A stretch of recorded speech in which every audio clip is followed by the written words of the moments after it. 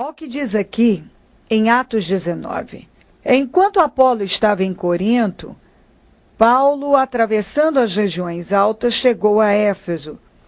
Ali encontrou alguns discípulos e lhes perguntou: vocês receberam o Espírito Santo quando creram? Eles responderam: não, nem sequer ouvimos que existe o Espírito Santo. Então, que batismo vocês receberam? Perguntou Paulo. O batismo de João, responderam eles. Disse Paulo: o batismo de João foi um batismo de arrependimento. Ele dizia ao povo que cresce naquele que viria depois dele, isto é, em Jesus. Ouvindo isso, eles foram batizados no nome do Senhor Jesus. Quando Paulo lhes impôs as mãos, veio sobre eles o Espírito Santo e começaram a falar em línguas e a profetizar. Eram ao todo uns 12 homens. Eles receberam um ensinamento muito limitado. Apresentaram a ele informações muito limitadas. Falaram de Jesus, eles creram, se batizaram, mas não ampliaram, não deram mais para eles. E aí Paulo chega e pergunta: vocês já receberam o Espírito Santo? Eu sabia, mas nós nem sabemos o que é o Espírito Santo. Mas você vê que quando uma pessoa está aberta, se ela está errando, se ela não está avançando, tem gente que é porque não sabe. Mas quando adquire aquela informação, aquele conhecimento, e crê, dá abertura, ele recebe. Eles não tinham ouvido falar do Espírito Santo, mas quando ouviram, creram imediatamente, se abriram e receberam. E foram muito abençoados. Então, quantas pessoas que receberam um conhecimento, foi apresentado a eles um ensinamento muito limitado. Eu vejo porque na igreja, quantas pessoas que chegam enfermas, anos no cristianismo, já há anos, servindo ao Senhor, mas não tinham tido esse entendimento, esse conhecimento revelado, que elas não têm que aceitar. E quando elas adquirem, é passado esta fé, esse entendimento, elas possuem e são curadas. Quantas que chegaram em situação tão grave e foram libertas? E antes não queriam ser, queriam. Mas não tinham esse entendimento. E quando receberam, quando foi ampliado o conhecimento, e elas creram, receberam um milagre, viveram um milagre. Quantas que chegam na igreja também, já há anos, servindo ao Senhor, mas muito endividadas, já sem saber o que fazer, nome sujo, devendo para muita gente, numa situação caótica, morando de favor. Dependendo da ajuda de alguém para sobreviver, do prato de comida que alguém dá, do teto que alguém fornece, da cama de alguém.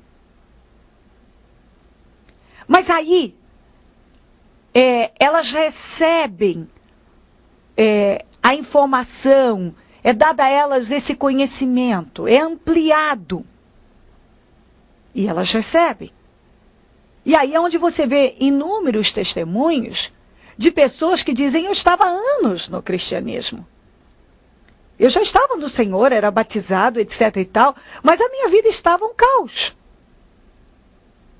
Porque eu não tinha esse entendimento. É muito comum nós ouvirmos a pessoa dizer assim: eu não sabia que eu podia pedir. Eu não sabia que eu podia ter mais. Eu não sabia. Outro dia alguém ainda usou essa expressão. Eu não sabia que não é pecado pedir pela minha vida financeira. Eu achava que eu não podia pedir. Que eu não devia pedir. Eu achava isso. Uma senhora deu testemunho outro dia, ela dizia, eu cria que Deus queria que eu estivesse doente. Que era vontade de Deus aquela doença. E aí, quando elas entendem que como pode ser vontade de Deus, se ele diz, eu adoeci para você ser curado. Eu empobreci para você enriquecer. Eu me fiz maldito para você ser bendito. Eu me fiz pecado para você ser salvo. Como eu vou aceitar se a Bíblia diz que eu sou herdeiro de Deus e co-herdeiro de Cristo? Como posso aceitar e achar que é da vontade de Deus que eu vivo uma vida ruim, à margem da abundância?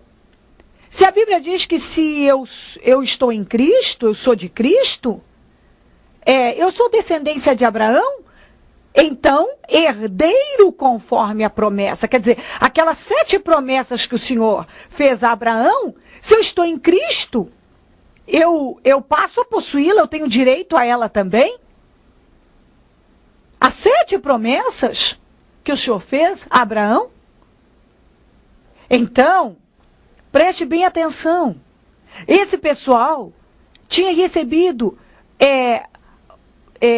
informações sobre o cristianismo muito restritas, muito limitadas. Eles tinham muito pouco de um conhecimento muito pequeno. Mas quando Paulo chegou e falou mais, abriu, deu a eles, ampliou o conhecimento deles. Eles se abriram e receberam. Então, quando uma pessoa se abre para a verdade, está aberta para receber a verdade, quando ela não se recusa, quando ela está aberta, esta é a palavra, aberta. Eu quero saber, eu quero conhecer, eu quero mais. Eu estou aberto. E quanto mais ela recebe, mais ela crê, ela possui, mais ela vive, porque ela coloca em prática. Porque quando eles tinham recebido apenas, sido batizados, o batismo do arrependimento, que era de João. Mas quando foi apresentado o Espírito Santo, eles creram, se abriram, absorveram, foram batizados. É o que eu vejo dentro da igreja. Quando as pessoas são ensinadas a rejeitar a doença, a miséria, a destruição familiar, e elas creem nisto, e se abrem, e possuem, elas vivem. Elas vivem. Porque é vontade de Deus que você viva a plenitude. Sabe? Que você tenha uma vida completa, que você viva todas as promessas. Que você viva uma vida feliz, abençoada, como eu sempre digo. Não de mar de rosas ou de facilidades, mas uma vida de vitória. Uma vida de vitória. Isso não é promessa da bispa e promessa de pregador. Isso é bíblico, meu senhor, minha senhora. Isso é bíblico, você tem direito. Eles ainda não tinham recebido o Espírito Santo porque não tinha conhecimento dele. Mas quando eles receberam a informação, eles conheceram mais do Evangelho. Eles creram, absorveram e receberam. Compreendeu como é que é? Por que não tinham recebido? Porque não sabiam. A partir do momento que passaram a conhecer, a saber, né, foi ampliado o conhecimento deles, porque até então tinham recebido informações muito limitadas, muito restritas. Então, creram naquilo que foi dado a eles. Quando eles receberam mais, eles creram e mais informações, eles creram e receberam a materialização daquela promessa. Então, se você crê que Jesus realmente não quer que você esteja enfermo, porque Ele não quer que você esteja na miséria, porque Ele não quer que você não deve estar na derrota. Ele não quer você doente, miserável, derrotado, derrotada. Ele não quer sua família destruída. Ele não quer sua vida num fracasso. Não é vontade de Deus, não é interesse de Deus. Deus não tem nada a ver com isso. Se você está vivendo isto, Deus não tem nada a ver com isto, porque Ele não é homem para que minta. Se Ele falou, Ele cumpre. Se Ele prometeu, Ele faz.